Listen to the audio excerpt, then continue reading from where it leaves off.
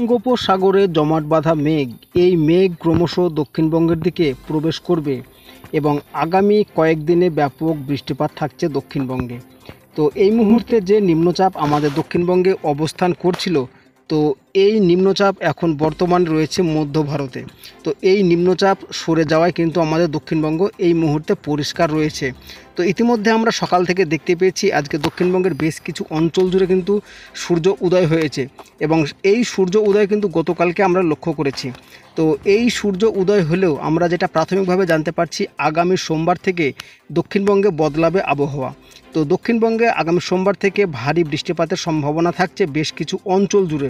তবে সোমবার থেকে আবহাওয়ার পরিস্থিতি বদল হলেও আজ বিকেল থেকে দক্ষিণবঙ্গের আবহাওয়া কিছুটা হলেও পরিবর্তন হতে শুরু করবে। তো আজ বিকেলে পরিবর্তন হওয়ার একটাই কারণ হচ্ছে এই যে বঙ্গোপসাগর জমাট বাঁধা মেঘ রয়েছে, এই মেঘ অল্প বিস্তর কিন্তু আজকে আমাদের দক্ষিণবঙ্গে প্রবেশ করবে এবং বিকেল ও সন্ধ্যার মধ্যে ছিটে ফোটা বৃষ্টিপাতের সম্ভাবনা থাকছে দক্ষিণবঙ্গে এবং বাংলাদেশে। তো পরবর্তী সময় এই মেঘ আবারও সঞ্চয় হবে দক্ষিণবঙ্গে এবং আগামী সোমবার থেকে বজ্র বিদ্যুৎ সহ ঝড় বৃষ্টির সম্ভাবনা থাকছে। তো কোথায় কোথায় ঝড় বৃষ্টির সম্ভাবনা থাকছে, এই নিম্নচাপ আবারও কতদিন চলবে বা এই ঘূর্ণাবর্ত কতদিন আসবে, সমস্ত কিছু আজকে আপনাদেরকে আলোচনা করব এই ভিডিওতে। তো সুপ্রিয় সুধী দর্শক, আপনি কোন জেলা থেকে এই আবহাওয়ার ভিডিওটি দেখছেন অবশ্যই আমাদের কমেন্ট সেকশনে কমেন্ট করে আপনার জেলার নামটি লিখে দিন। এই মুহূর্তে যেটা আমরা দেখতে পাচ্ছি, আজকে সকালবেলাতে কিন্তু দক্ষিণবঙ্গের বেশ কিছু অঞ্চল জুড়ে মেঘাচ্ছন্ন ভাব রয়েছিল এবং পরবর্তী সময় কিন্তু আমরা যেটা দেখতে পাচ্ছি, দক্ষিণবঙ্গের পশ্চিমের জেলাগুলো ছাড়া কিন্তু দক্ষিণবঙ্গের বাদবাকি সমস্ত জেলাতে সূর্যর দেখা মিলেছে। তবে বিকেল ও সন্ধ্যার মধ্যে যেটা আমরা দেখতে পাচ্ছি, আজকে দক্ষিণবঙ্গের কোলাঘাট, কলকাতা, হাওড়া, হুগলি, চন্দননগর, আরামবাগ এবং এদিকে থাকছে বীরভূম। তো বীরভূম এবং পুরুলিয়া এই সমস্ত অঞ্চলগুলোতে কিন্তু আজকে বৃষ্টিপাতের সম্ভাবনা রয়েছে। তবে আকাশ মেঘলা থাকতে পারে নদিয়া এবং মুর্শিদাবাদ। তাছাড়াও কিন্তু দক্ষিণবঙ্গে আজকে আর তেমনভাবে বৃষ্টিপাত কিন্তু আমরা দেখতে পাচ্ছি না। তো আগামীকাল রবিবার যেটা আমরা এই মুহূর্তে দেখতে পাচ্ছি, আগামীকাল রবিবার কিন্তু সকালবেলা থেকে উপকূলের কিছু জেলাতে বৃষ্টিপাত শুরু হবে। তাছাড়াও কিন্তু দক্ষিণবঙ্গের বাদবাকি জেলাগুলোর আকাশ মেঘলা হয়ে যাবে এবং পরিস্থিতি বদল ঘটবে বিকেল ও সন্ধ্যার পর থেকে। বিকেল ও সন্ধ্যার পর থেকে পরিস্থিতি বদল বলতে গেলে যেটা আমরা দেখতে পাচ্ছি যে নদিয়া, মুর্শিদাবাদ, বীরভূম, চন্দননগর, কলকাতা, কোলাঘাট, হাওড়া, হুগলি এই সমস্ত অঞ্চলগুলোতে কিন্তু বৃষ্টিপাতের সম্ভাবনাটা একটু বেশি আমরা দেখতে পাচ্ছি।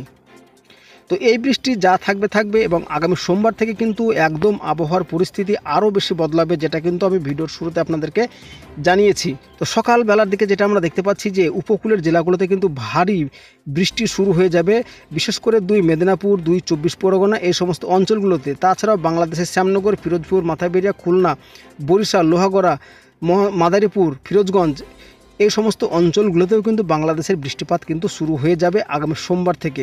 তো আশা করা যাচ্ছে এই বৃষ্টির জের কিন্তু আগামী 4 থেকে 5 দিন দক্ষিণবঙ্গে আবারও আসবে।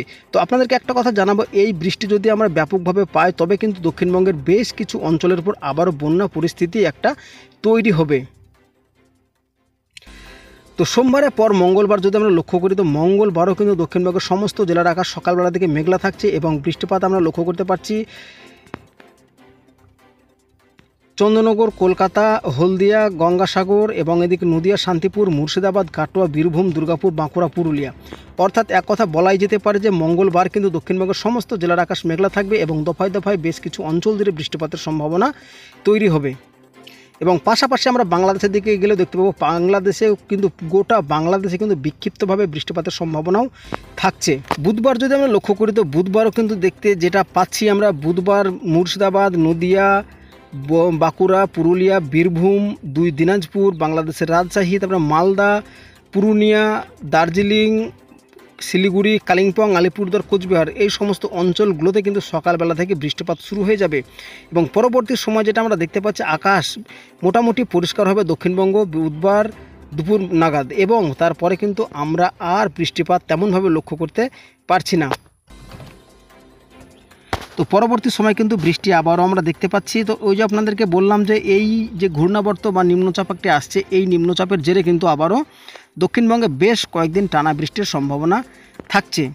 তো আজকের এই সংক্ষিপ্ত আপডেটটা আপনার কেমন লাগলো অবশ্যই জানাবেন। আর ভালো লাগলে বা প্রতিনিয়ত আবহাওয়ার আপডেট যদি আপনি দেখতে চান তাহলে অবশ্যই আমাদের চ্যানেলটিকে সাবস্ক্রাইব করে বেল আইকনটি প্রেস করে দিন। তো দেখা হচ্ছে নেক্সট আপডেটে। সবাই ভালো থাকবেন এবং সুস্থ থাকবেন।